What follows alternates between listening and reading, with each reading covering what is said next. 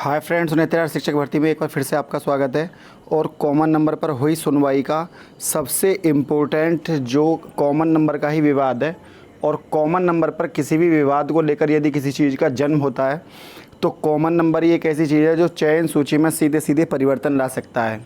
तो इसको हम मोस्ट अवेटेड केस कह सकते हैं एक तरीके से। काफ़ी समय से इसका इंतजार अभ्यर्थी कर रहे थे, क्योंकि जिसके भी 1 या 2 नंबर मेरिट चयन सूची में वो सोच रहे हैं कि कहीं ना कहीं चयन सूची पर, मैं आपको पहले से ही बताना चाहूँगा कि चयन सूची में अब किसी भी तरह का बदलाव नहीं होने वाला है। लेकिन फिर भी अभ्यर्थियों को, क्योंकि कॉमन नंबर में कुछ प्रश्नों को लेकर विवाद था, जिसमें सबसे बड़ा प्रश्न तो यही था कि संविधान सभा के पहले अध्यक्ष कौन थे। तो इस तरह के क्वेश्चंस को लेकर जहां सच्चिदानंद सिन्हा और डॉक्टर राजेंद्र प्रसाद को लेकर अलग अलग यहाँ पर ये थे, तो वहाँ पर क्योंकि क्वेश्चन में लिखा हुआ नहीं था अस्थायी स्थायी, तो इसको लेकर बड़ा विवाद हुआ। हालांकि पहले से ही सरकार ने 3 नंबर कॉमन दिए, तो वो भी विवाद में बने रहे, उसके ऊपर भी केस हुआ। सबसे पहले बात करते हैं जो कॉमन हुआ। फ़िलहाल तो लॉकडाउन की एक न्यूज़ निकल कर आ रही है, जिसमें सितंबर में सार्वजनिक समारोह, धार्मिक उत्सव, राजनीतिक आंदोलन, सभाओं पर पूरी तरह से बैन लगा दिया है, जैसे कि मुहर्रम के ताजिए, गणपति विसर्जन पर जुलूस 30 सितंबर तक सब बैन कर दिया। इसके अलावा दूसरी न्यूज़ ऋषभ मिश्रा वाले केस की थी, 46290/2020। इस ऋषभ मिश्रा वाले केस को लेकर सुनवाई हुई थी, और ये केस जो है 25 तारीख में इसकी सुनवाई थी। और लिस्ट विद मेन पिटीशन, जो मेन पिटीशन है उसके साथ इसको लिस्ट कर दिया है। तो जो पहले से कॉमन नंबर वाला केस चल रहा है उसी के साथ, इसका मतलब है कॉमन नंबर को लेकर, कोई भी यदि क्वेश्चन आता है तो कॉमन नंबर को लेकर सभी क्वेश्चनों को एक ही साथ टैग करके एक ही दिन सुनवाई करके सबका समस्या का समाधान कर दिया जाएगा। वकील हों या जज हों सुनवाई करने वाले, specially justice U Lalit sir, सभी केस को भली भांति समझ चुके हैं। अब उन्हें ये पता है कि कौन सा केस सुन रहे हैं तो इसको किसके साथ टैग करना है। और जब तक ऑर्डर ना आ जाए, जज साहब यहाँ तक भी धमकी दे चुके हैं कि यदि किसी भी तरह का परिवर्तन या विवाद देखने को मिलता है 69,000 शिक्षक भर्ती में, तो हम, अगर आपने किसी भी तरह का अलग से केस किया तो हम खारिज कर देंगे। ये बयान है जस्टिस के। तो कोई भी विवाद यदि अब नया पैदा होता है तो वो बिल्कुल भी उसको नहीं चाहेंगे, और उन्होंने कह दिया है कि अब कोई भी अगर आपको केस लिस्ट करना है तो आप ऑर्डर आने के बाद ही उसको मेरे सामने लेकर आएँ। ऑर्डर आने से पहले किसी भी केस को वहाँ पर सुनने वाले नहीं हैं। इसके अलावा 31 तारीख को बैठ रहे हैं justice Mohan Shantanagoudar sir, justice R Subramaniam.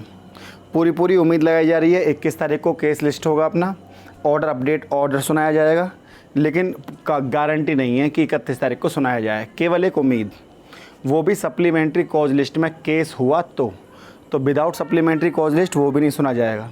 तो इस केस से किसी भी तरह की एक्स्ट्रा उम्मीद लगानी एक बेईमानी होगी, तो इसको आप बिल्कुल त्याग दें।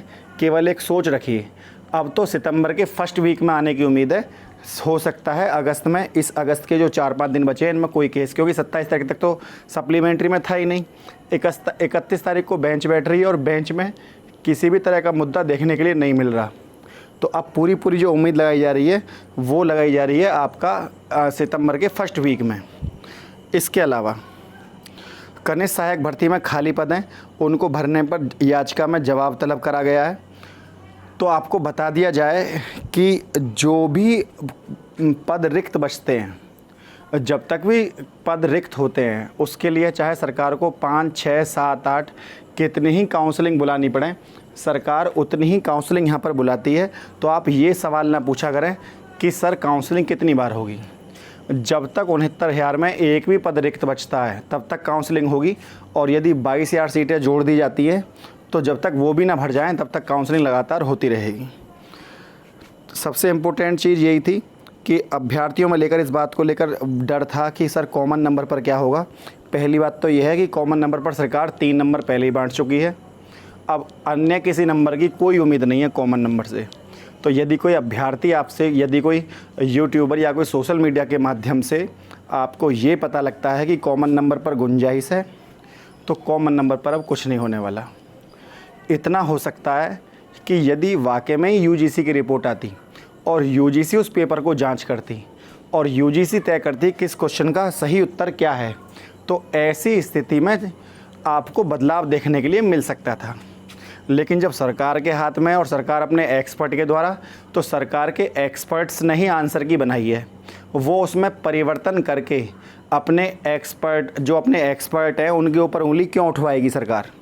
क्योंकि यदि उसमें कोई परिवर्तन होता है तो सीधा सीधा ये उंगली उठती है कि आपने जब पिछली बार इस लिस्ट को बनाया था, तो जब पिछली बार जो लिस्ट बनाई थी, क्या वो लिस्ट सही नहीं थी? सबसे पहला क्वेश्चन, यदि वो लिस्ट सही नहीं थी तो आपने जो गलत लिस्ट है उसके आधार पर आप काउंसलिंग प्रक्रिया क्यों करा रहे थे?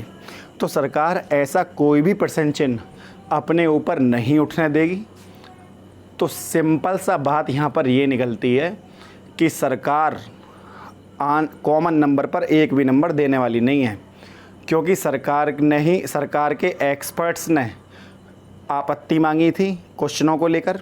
142 क्वेश्चनों पर लगभग आपत्ति हुई, जिनमें 15 क्वेश्चन सरकार ने मान्य करे। 15 में से सरकार ने 3 नंबर दे भी दिए। ये भी अपने आप में एक बहुत बड़ी बात थी कि सरकार ने 3 नंबर कॉमन दिए। उसके बाद अभ्यर्थी ये उम्मीद लगाएं कि हम और नंबर देंगे या और नंबर यहाँ पर मिलने की उम्मीद है, तो आप इस चीज़ को दिमाग से निकाल दें। इसमें कोई भी नंबर आपको कॉमन नंबर मिलने वाला नहीं है। तो फ्रेंड, सबसे इम्पोर्टेंट चीज़ यही है कि आप ये जो सोच रहे हैं कि कॉमन नंबर पर एक भी नंबर बढ़ जाएगा किसी भी क्वेश्चन को लेकर, तो सबसे पहले अगर बढ़ता है तो जो पहले अगर आंसर की में कोई भी बदलाव होता है तो सबसे पहले तो वो 3 नंबर जो सरकार पहले दे चुकी है वो वापस ले लेगी। क्यों? क्योंकि या तो फिर यूजीसी की रिपोर्ट जो आएगी या तो फिर वही मान्य होगी, या सरकार ने 3 नंबर कॉमन दे दिए वो मान्य होंगे। अब आपके हाथ में है कि आप क्या मान्य करते हैं।